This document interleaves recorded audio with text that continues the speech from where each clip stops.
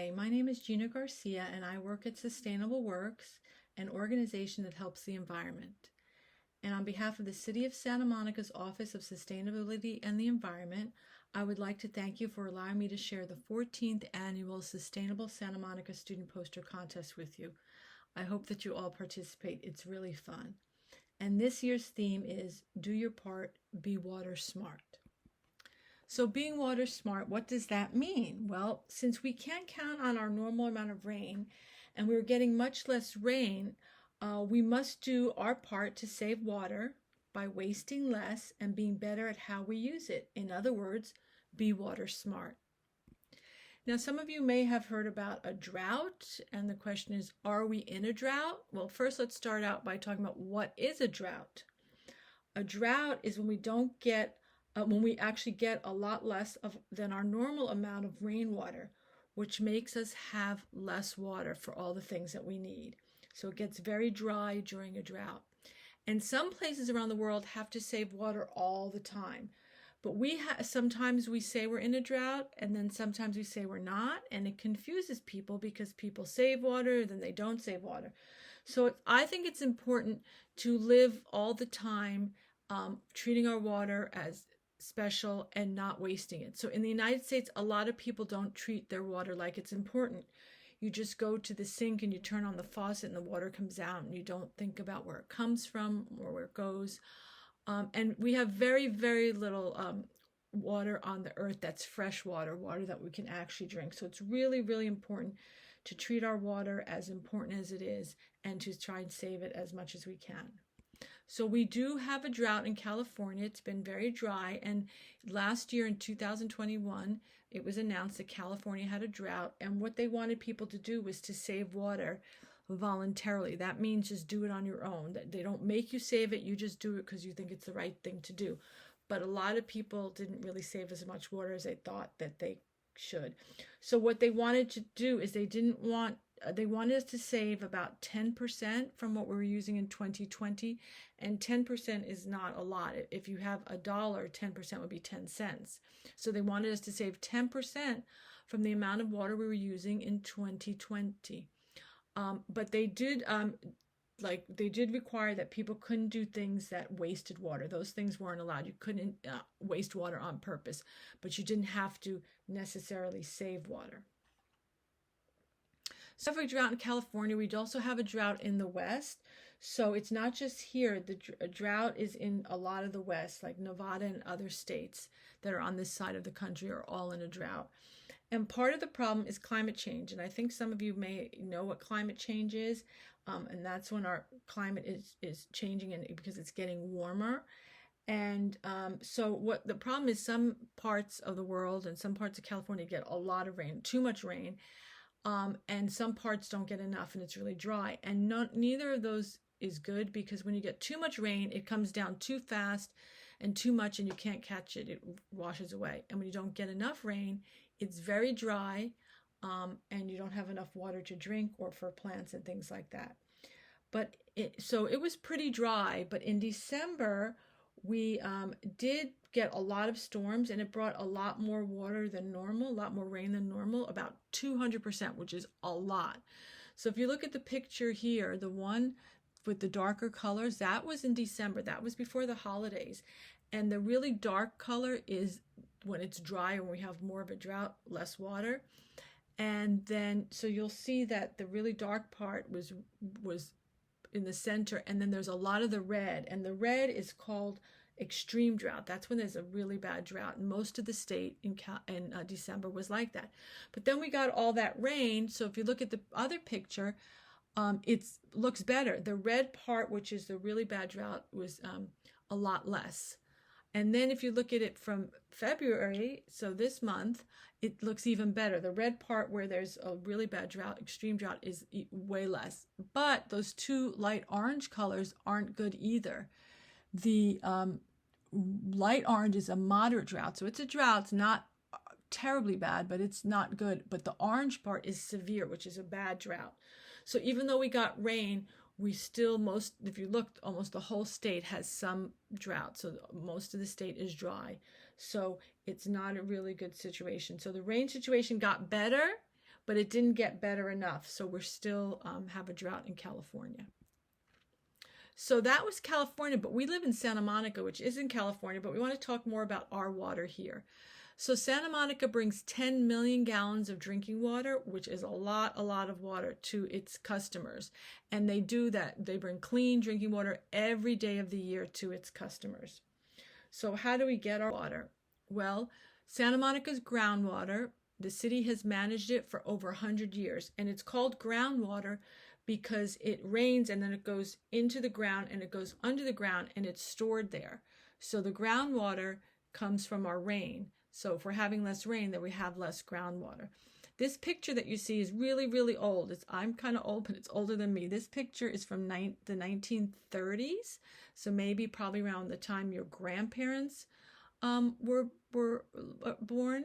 And then this is in 2010. So this is how the same plant, this is a treatment plant where we clean our water so that we can drink it and we have healthy water. This is what it looks like in 2010. So this is where we take our water so it can be clean, so we can have safe water to drink. So using our water wisely, what is the city of Santa Monica doing to help us and the city use water wisely and have enough for everyone? Well, they're creating new sources of water, so they're finding new water. And so the Santa Monica has about 10 groundwater wells, so that's underground. When it rains where the water's stored, there's about 10 of those, but they're bringing more soon. So they're going to give us more wells so we can store more water. And then they make our water really clean by this thing called reverse osmosis. You don't have to remember that, but reverse osmosis, it's a funny word, but that's the way they clean the water and make it good for us to drink. And then they're also building better ways to collect water and recycle water. So you know about recycling probably when it comes to plastic and cans, but you can also recycle water. So you can take water that's not so clean and clean it up and use it for other things instead of just wasting it. So they're trying to get us to get more recycled water. So the city has a plan for water self-sufficiency, and that's a really big word. What does water self-sufficiency mean? Well, to be self-sufficient, it means you're able to get everything that you need for yourself without the help of others. And so what the city wants to do is they want to get all of our water right here from our own city instead of getting it from other places. So right now, if you look at the glass on the right, most of our water, 75%, is local groundwater. So it's water that we were storing underground from rain. And then about 25%, so a lot less than that, is imported water. So that means that water comes from somewhere else. And the other places it comes from the Colorado River. And the Colorado River is not in California, so it comes from a different state. And that Colorado River, other states get their water from that river as well. And that river is running out of water. So it's a good thing if we all try to stop taking it from there. So our water that is coming from other places comes from the Colorado River and also comes from Sacramento, which is up in Northern California. We live in Southern California. So we're getting water from other places and only less than 1%. So a tiny amount is recycled. And that's the thing that city wants to do is get more recycled water. So what the city wants to do is they want to become water self-sufficient. So that means they want to be able to provide us with our own water from our own ground wells by 2023, which is next year. So they will, instead of 75% coming up from the ground, they want to get 95%, almost all of it from our local wells, and only have about 5%, which is a very small amount, coming from other places like the Colorado River and Northern California. So getting all of our water here. And then they want to make the treatment plant, the picture I showed you before, that cleans our water. They want to make that better and make our groundwater wells better so that we can get more water. So it's getting more water here so we don't have to bring it in from somewhere else. What they're also doing, they have ways of saving water. So we want to get more water and recycle water, but we also want to save the water we have. So they're going to do that by only watering the grass and plants that are in the middle of the roads. They're called the medians, those areas that have grass in the middle, only watering that with recycled water. There's a cistern at Pico Library, the library on Pico Boulevard, and a cistern is just a big tank that's underground. They are collecting water there, they're cleaning it, and then they're using it to flush the toilets. Instead of using fresh water, they're using this water from underground just for that. Then they want to replace toilets and urinals with water-saving fixtures, so fixtures that will use less water. And then they want to make our watering systems better. So watering like grass and plants and stuff, they want to make that better. So we're using less water there, and they want to find better ways to find leaks in all of everywhere in their buildings and when they're watering the grass. They want to find better ways to find the leaks and fix those leaks so they're saving less water. And then the city's also giving us water saving tools, so things that we can use as people who live here to save water. So they have free tools for residents and businesses. They have things like shower heads that use less water, faucet aerators. You put those on your faucet in your bathroom or in your kitchen, and that saves water. They have dye strips, so you can check to see if your toilet is leaking. So what you do is you put the dye strip in the big tank at the back, and you wait a little bit. And if the color from the dye strip shows up in the bowl of the toilet, then you know your toilet's leaking and you can fix it. They also have hose shutoff nozzles, so that instead of just letting the hose run, you have a nozzle that you can adjust it, make it water come out less or more, and stop the water from coming out completely. The city also has something called rebates, and rebates is when they give you money back for stuff. So there's this thing called cash for grass, and what the city is doing is giving people who live here money if they take out their grass and they put in landscaping, they put in plants and stuff that save water. They're more green, they're more sustainable, they're better for the planet. Those plants save water, so they'll give you money if you take your grass out, which uses a lot of water, and put in these plants that don't need a lot of water. And they also will give you money back. They'll give you rebates for toilets, clothes washers, and watering devices that also save water. So using our water wisely, being smart about our water, what can you and your community do to help with this? Well, the top things you can do inside your house, what you can do inside is shut off the running water. So when you're washing dishes or brushing your teeth or washing your face, don't let the water run, shut it off. And the reason that this picture, the faucet has coins coming out, is that when the water is running, you have to pay for it. Your family has to pay for the water they use. And if you're not doing something with that water, it's just running, then it's wasting money. So this is money going down the drain in that picture. You can also find and fix leaks, like I explained with the toilet and with your lawn. You could find and fix leaks. You can take shorter showers. Some people take really long showers. You can also if you take baths, you can take less baths because baths use a lot of water. And if you really like to shower, instead of taking long showers, just shower less often. If you want to take a long shower, just don't shower as much, and you can save water. You could put in water-saving devices like we talked about, the shower heads and things like that. And then you can wash only full loads of laundry and dishes. So you shouldn't put a couple of dishes in your dishwasher and turn it on. You should wait till it's full. Same thing with your washing machine. And then what can you do outside? Well, outside you can water your lawn smarter. What that means is watering only 1 or 2 days a week instead of every day. It's actually better to water your lawn less often and for a longer period of time, because then the water really goes deep into the ground and gets at the roots, and it's better for the plants. You can check your sprinklers to make sure they're not leaking or overspraying, or they're broken, like in this picture here where it just looks like a fountain as opposed to a sprinkler, and there's all that water going on the sidewalk, and you can have your family do this. You can use a broom instead of a hose, so you shouldn't be watering your lawn, cleaning the sidewalks or the street with a hose. I go on walks in the neighborhood, I see that, and it just makes me crazy. You can have your family put in a smart sprinkler control. And what that does is it waters the plants based on things like the weather. So if it's hotter outside, it'll put more water. If it's colder or cloudy, it won't. The kind of soil you have and the kind of plants you have, whether it's shady or sunny. So instead of just watering all the plants the same, it really is smart, and it waters what the plants need.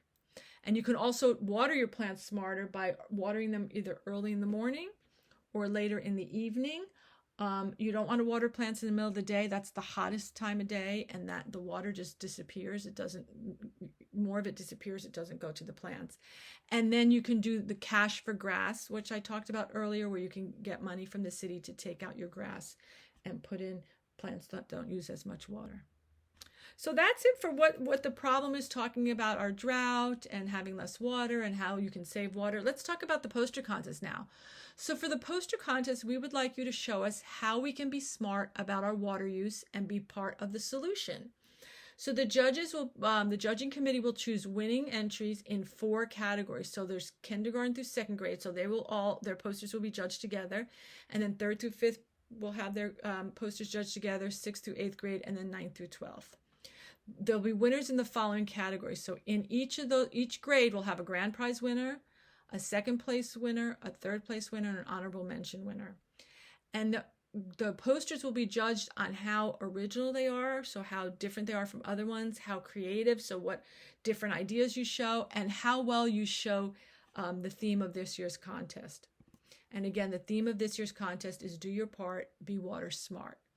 So rules, we have some rules for the contest. You have to follow these. So the contest is open to all kindergarten through 12th grade students who live or go to school in Santa Monica. You can only submit 1 poster for the contest. So if you draw more than 1 poster, that's great, but you can only pick 1 to turn in.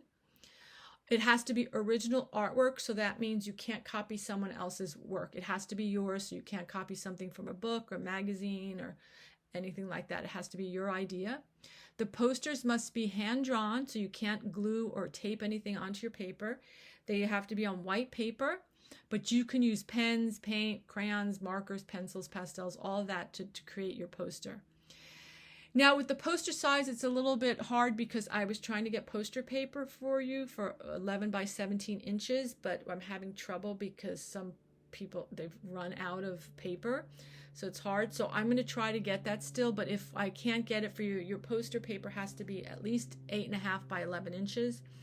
And you can do it either way. You can do it horizontal, which is like landscape where the paper is going across, or you can do it up and down. Either way, it doesn't matter, whatever works better for your idea. And the theme, do your part, be water smart, has to show up on your poster somewhere. You have to put that on there. And all the posters become the property of the city of Santa Monica, but we do give them back to people usually. And make sure you include your name, your school, the name of your school, your grade, and your teacher's name on your poster. And please put it on the back. Don't put it on the front because we want to see your beautiful art on the front. Make sure you put it on the back. If you don't, and we love your poster, and we want to maybe have you as be one of our winners, we turn it over, there's nothing back there, we don't know how to reach you. So make sure you put that on there. And your posters are due April 1st, so some time. And then as always, we have a celebration at the end where students, friends, families, and teachers are all invited. The celebration will be Wednesday, May 11th. This picture is from last year when we did our the celebration virtually, and then this one is from 2019, the last time we did it in person. We had pizza and frozen yogurt. We don't know because of COVID if we can do it in person. We're hoping that we can, and if we can, we'll do it at the Annenberg Community Beach House outside, so we'll let you know about that. We will have, if it's virtual, we'll have prizes for just the winners, but if it's in person at the Annenberg, we also have prize drawings, so anyone who attends can win a prize. So that's it for my presentation. Thank you for allowing me to do this. I hope you all participate. I'd love to see your posters. They're just so inspiring, and I look forward to seeing them. And thank you once again.